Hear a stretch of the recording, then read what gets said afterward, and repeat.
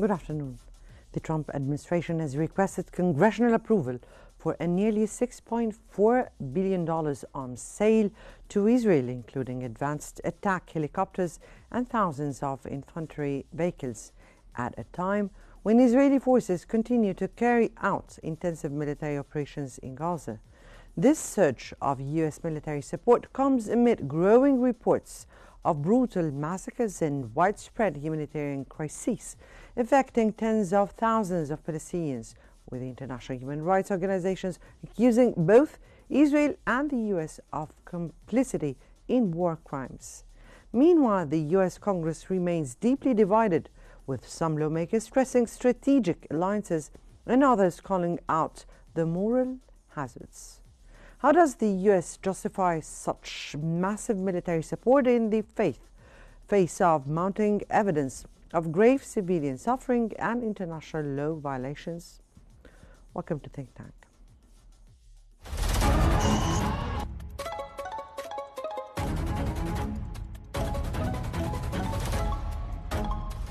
Our world is becoming unhinged.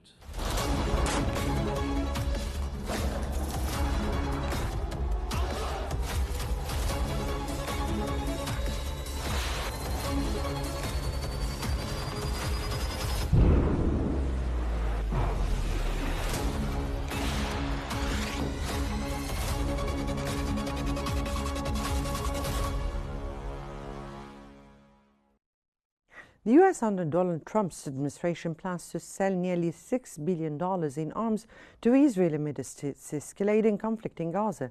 According to The Telegraph, the deal includes $3.8 billion for 30 AH-64 Apache helicopters, which would nearly double Israel's current fleet of these aircraft. Additionally, the U.S. government is seeking congressional approval for a $1.9 billion package to supply 3,250 infantry assault vehicles. This significant arms sales highlights the U.S. ongoing military support for Israel during the intensification of hostilities in the region, reflecting the strategic partnership between the two countries amid the Gaza conflict. Congressional approval remains a key step for the arms deal to proceed.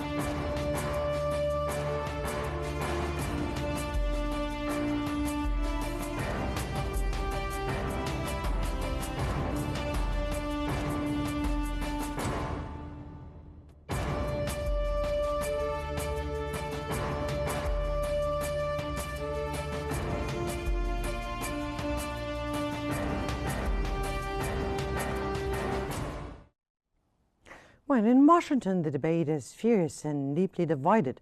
Supporters of the new arms deal with Israel argue it is essential to America's strategic posture in the Middle East.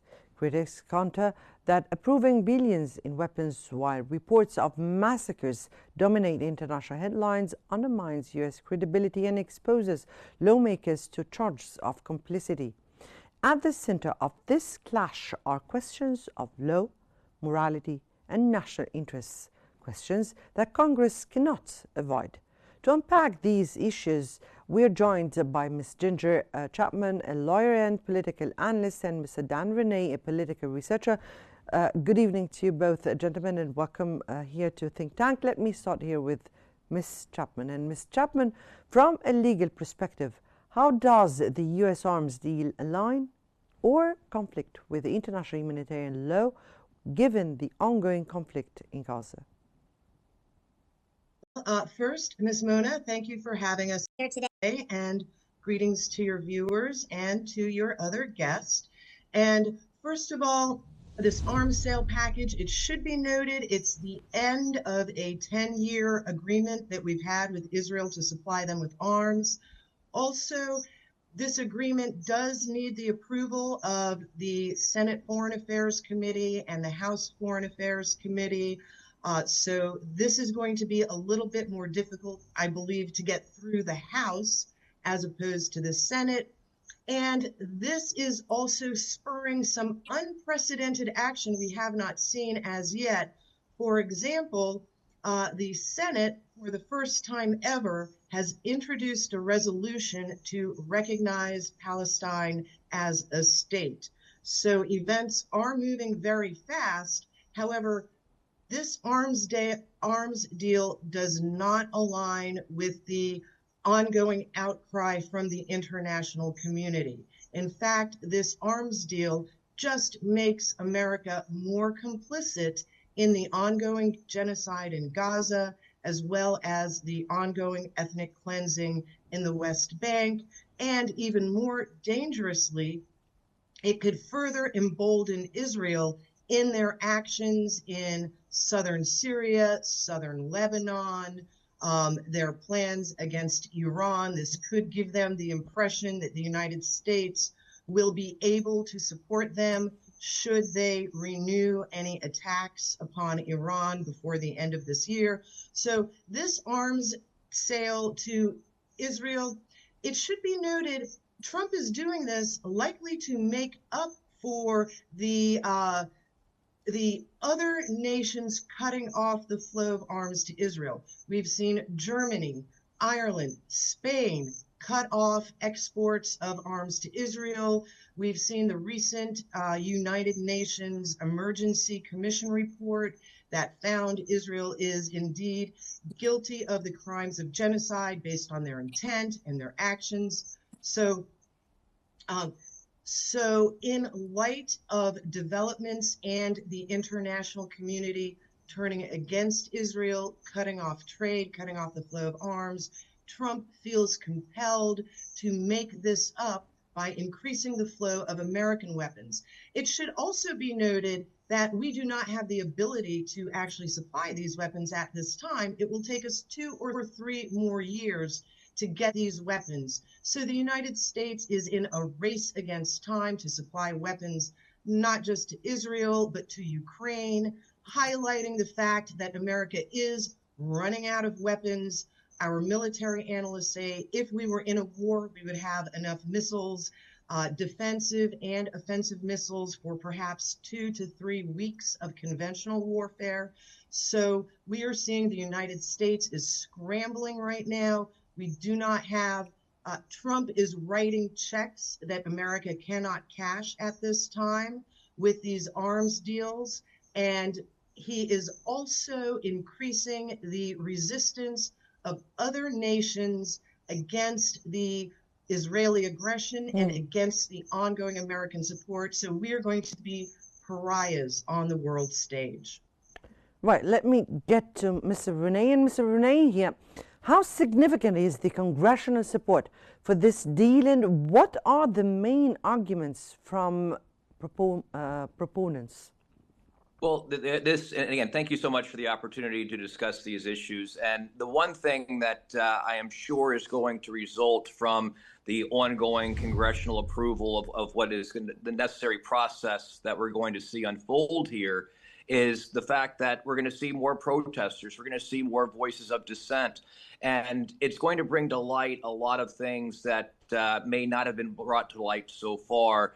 And that is the need for Israel to be able to defend itself against this terrorist aggression. You know, the fact of the matter is that Hamas uses innocent Palestinian people as their armor through this warfare. No. And so just a minute, Mr. Renee. A minute, Mr. Renee.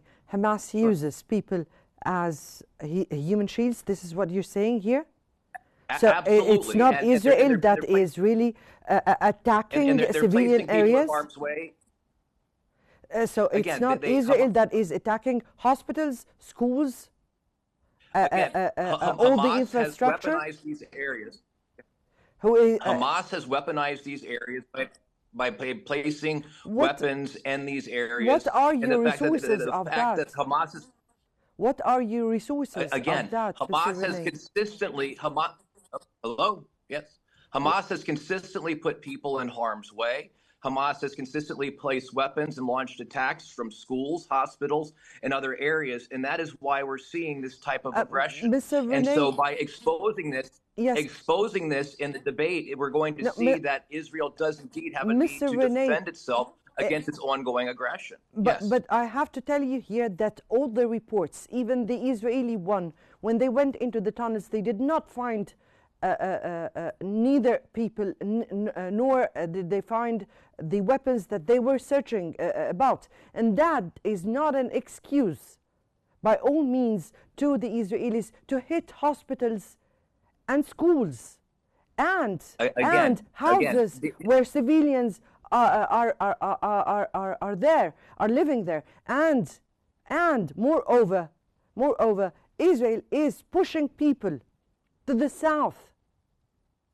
Let's take a look at is Hamas is the one behind all those actions of Israel? Let's take a look at what's happening here. It is a deliberate strategy by Hamas to make these attacks look as if it's going after civilians. The people who are victims here are victims of Hamas. They are not victims of Israel. Hamas is the one who are putting its own people in harm's way. And so this cycle will end when Hamas stops holding Gaza hostage and when it starts prioritizing its own people over its war machine. Mr. Renee, if I may interject, we have statements from Netanyahu, we have statements from Smotrich, members of the cabinet, Defense Minister Israel Katz. He have said they are intentionally targeting civilians. Their strategy is to kill and displace as many civilians as possible. They are running out of time as the world is turning against them. They always with the humanitarian aid, the billions and billions of dollars that's being sent in humanitarian aid to help the people who have become victims as a result of Hamas's military machine. This war could be over today. This humanitarian crisis could be over today if Hamas were to release the hostages and lay down its weapons. It's as simple as that. But instead, Hamas tends to continue to victimize its own people. This is an excuse. This is Hasbara. Hamas is Israel's excuse to justify killing everybody in Gaza. Everybody knows Hamas is powerless. Israel and America have all the power. We have all the bombs, tanks, airplanes. Hamas has nothing. They have sticks, stones, and a few leftover armaments they find on the battlefield. We know from Netanyahu's statements. They have hostages. They have human lives, and they use every Netanyahu does not care about the hostages. The hostages are a tool of manipulation that Netanyahu uses to justify. They are human lives that have as much dignity as anyone else.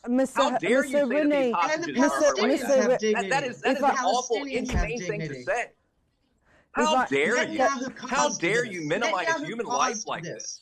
How dare you? How dare you? How dare you say I dare you? Get back to how dare you minimize life like this? Mass genocide. How dare people stand up for the rights of There is a humanitarian crisis. I firmly agree that there's a humanitarian crisis. Can we go back to our... I firmly agree with that. And that's why we're sending billions of dollars. We're sending billions of dollars to help aid this. And the only people that are taking in this aid is when Hamas steals the aid. Mr. Renee, if I may ask you here, Ms. Chaplin, could you give me 1 minute here? Mr. Renee, please. Getting back to what we were speaking about, because we have to get back to what we were speaking about, Mr. Renee. We have many. Your statements are very much to be questioned here. But let me get back to what I was asking you in the first place. And I was asking you in the first place, how significant? What is the congressional support for this deal?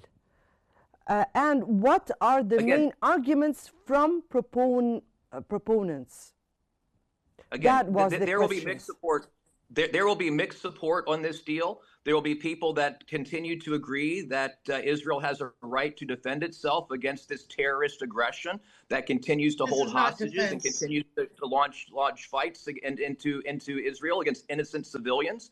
And we'll also see people on the other side that will see this as we need to have another Palestinian state. And the thing is, who's going to be the leader of that Palestinian state? Who is going to be the ones who are going to be out there taking care of what's happening there? I mean, we've seen what happens when they launch rockets. They take over schools and hospitals. They take innocent Palestinians and put them in harm's way. So if we want to have a Who's Palestinian doing that, state, Mr. let's Renee? try to find a way to No, get This Mr. is there Renee, Farah. and solve the humanitarian crisis. Again, let me here ask you, Mr. Renee, if I may ask you here, you are just putting Hamas in an extraordinary strength. With all respect, They're terrorists. With all respect, They're terrorists. with all respect, they do are not not have the exact, the proportional weapons or the proportional power of Israel as a state, that has an army. If I may ask you here, with all respect, if Israel was able to find and to target Haniya and Nasrallah, they are not able to know where are their people or where are the detainees inside Gaza, which they rule already. Is this logic? Right. Name me one country that would tolerate terrorists coming into their No, country, no. killing its people, holding it hostage, and America firing rockets in there. Name me one country that could tolerate I asked you some questions. America does. I asked you some questions This here. is outdated propaganda. And in the, just a minute, Ms. Chapman, I'll get back to you, of course. If I may ask you, I asked you some questions. Is Hamas as strong as an army as Israel? And that is Hamas as strong an army as that Israel? would open too many questions. And another thing, if Israel was able to target people in another country, they're not able to know where their detainees inside a place where they occupy.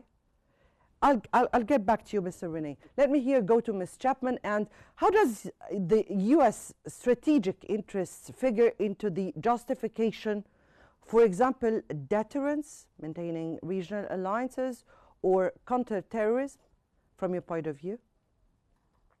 Well, first, Trump is going to have incredible resistance from this Congress. We see our Congress is divided.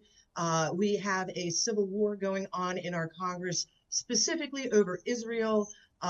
We have our warmonger and military-industrial complex opposed to the people who no longer want Israel to control our foreign policy, drag us into endless wars at great cost of blood and treasure to America. This has become a losing proposition for the United States, and the world is turning against us, and it is destroying our reputation and our credibility. And with respect to any deterrence effect, well, what we have seen so far is we have seen the Arab Muslim Summit, where the result of that is Jordan is for the first time increasing their army. They're imposing conscription. We see that we are now, America has driven Iran and Egypt into rapprochement, much like we have driven India and China into rapprochement over our tariffs and our war in Ukraine. So everything we are doing is backfiring. We are causing our adversaries and our allies to unite against us. Another example, Saudi Arabia and Pakistan, after the summit, signed a joint mutual security agreement. This is a sign that our Arab Gulf partners no longer have faith in the United States, no longer have faith in our ability to protect them from Israel. Netanyahu said in his speech that he has the right to attack outside his borders for self-defense. This is not self-defense. This is unprovoked aggression. None of these acts are actually defending Israel. And as far as a deterrence, it is only uniting the world against Israel. And this is damaging America's economic prospects. We are losing investments. Trump went to the Gulf states and in May and got investment. And brought more money back and than now ever. we give all this That's money. insane. We give all this money to Israel. Israel has become a drain on our treasury. Israel is a drain on our young men's blood that go fight their endless wars in the Middle East. And this is why America is turning against Israel. How ironic is it that after Charlie Kirk was assassinated, Netanyahu has to go repeatedly on American television and deny that he is the one that was behind the assassination of Charlie Kirk? This is an indication that is another no issue. No one trusts Israel. Let me here go to Mr. Renee. Mr. Renee, these were reports that were mentioned in the United States media, but if I may get back to you here and ask you, what role does congressional division play in shaping U.S. foreign policy on the Israeli-Palestinian conflict? Well, I'll tell you, I'll answer the congressional division part first. The fact of the matter is that it's healthy. It's going to create a debate, much like the debate and discussions that we're having right now, that is going to allow these points of view to come to light and let people make up their own decisions. Do they want to support a nation that exactly, and that's going to be an opportunity for people to learn more about the things that they're protesting out in the streets. If they were to try to do those same things in places like Gaza, they would be killed. So, I mean, it becomes a situation that it is quite a lot of information that really hasn't come to light in a lot of different places. And the fact of the matter of what is happening on the ground there, where you've got Hamas that is victimizing its own people, not the other way around. And when it comes to America's strength abroad, this is an important point, though. This is an important point. We're talking about America's credibility here. We've got extreme credibility. I don't know if you saw the welcome that Donald Trump got when he went over to the UK, that pageantry, that shows that America's power is back. And you're seeing that in the Middle East. On the ground, and we saw... He got a very plain welcome. Compare his second visit to the UK to the first visit. This time, he just had a military guard. The first visit, he got the red carpet treatment. This visit, he didn't get any of that. It was a very utilitarian. Can we just, excuse me, Mr. Renee, Ms. Chapman, can we just get back to what it's ever been because of Donald Trump? Mr. Chapman, Ms. Chapman, Mr. Renee, America is back on the world stage. Mr. Renee, can we get back to what we were to our main topic, please?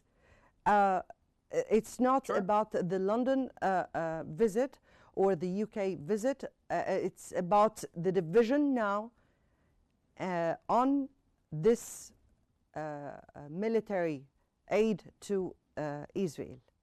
And the division inside the Congress. How does this shape the foreign policy of the U.S. towards the Israeli-Palestinian conflict? Yeah, well, it just means that members of Congress are going to have to decide between two things. Are they going to support a terrorist regime that continues to victimize its own people, where we have to spend billions of dollars on aid to help those same people?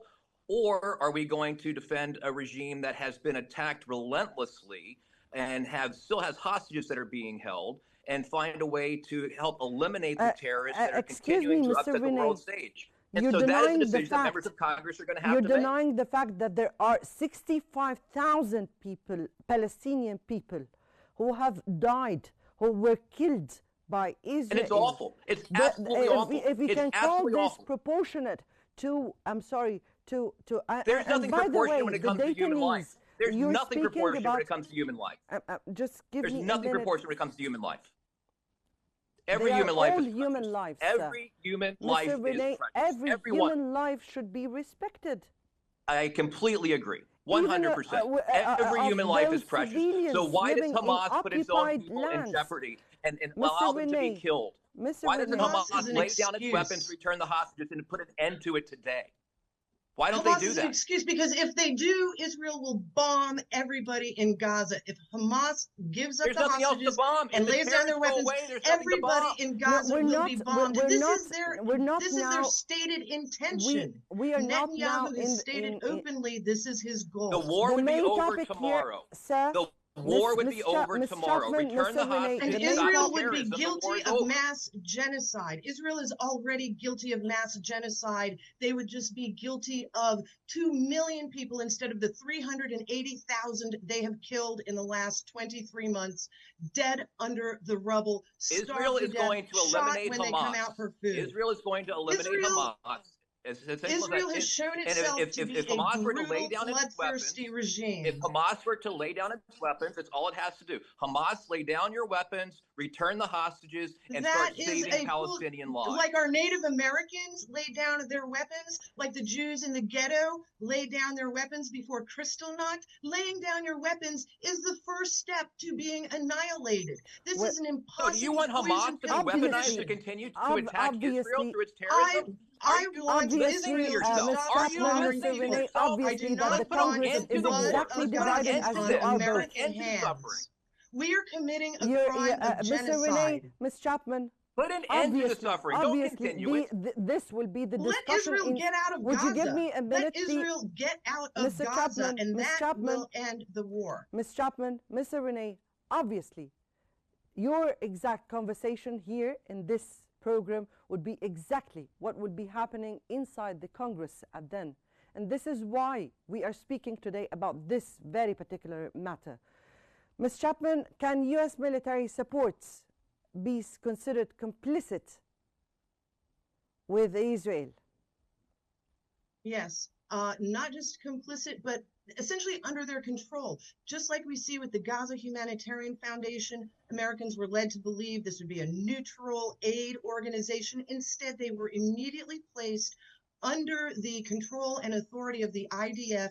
We see now that GHF is just mercenaries and evangelical Zionists that are complicit in the slaying of the Gazans when they come to get food. And with respect to your question about the division in Congress, it should be noted Representative Thomas Massey said on Tucker Carlson that AIPAC has handlers, babysitters for every Republican member of Congress that they constantly stay on top of and make sure they comply with Israel's wishes. So the American people are watching very closely to see which of our congresspeople are bought and owned by Israel, who are in it for the money, who are selling out American interests. This is damaging America's economy, our reputation, and our military really cannot back up Israel's aggressions much longer. Ending terror.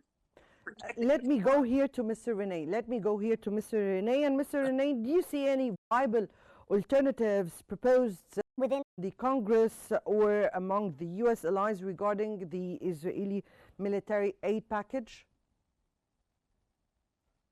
Again, there will be discussions about this, but at the end of the day, the United States Congress will surely unite in the fight against terrorism and protect its oldest, one of its oldest allies in Israel, and protect its right to defend itself. So while there will be discussions about what's happening here, and there might be some pressures from various corners and minority voices of protesters here or there, we're going to see that having an end to these terrorist attacks are one of the most effective ways in keeping people safe and finding a pathway to peace in the world. So if we need to find a way to put pressure on Hamas to lay down its weapons and to put an end to this war once and for all.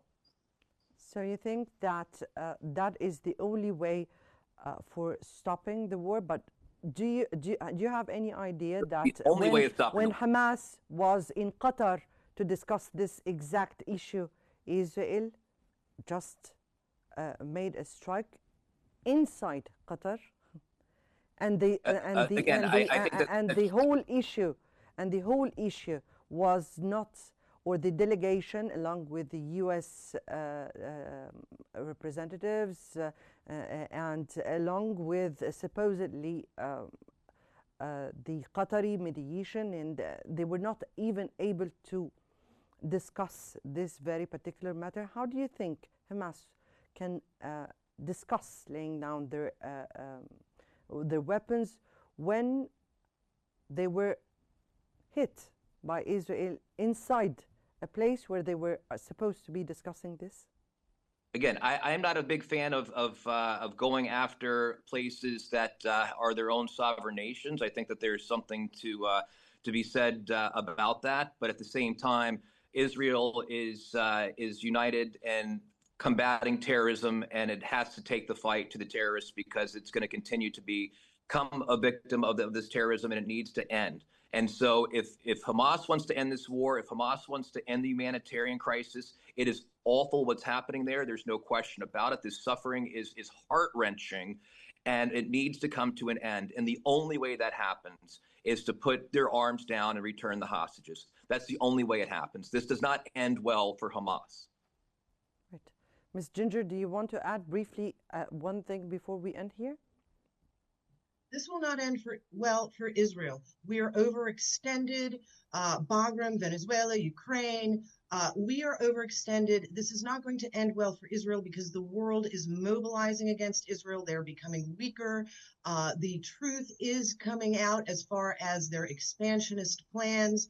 This is going to cause a great division in our American Congress. It's playing out in our American streets in protests. The world is changing. The world is changing rapidly.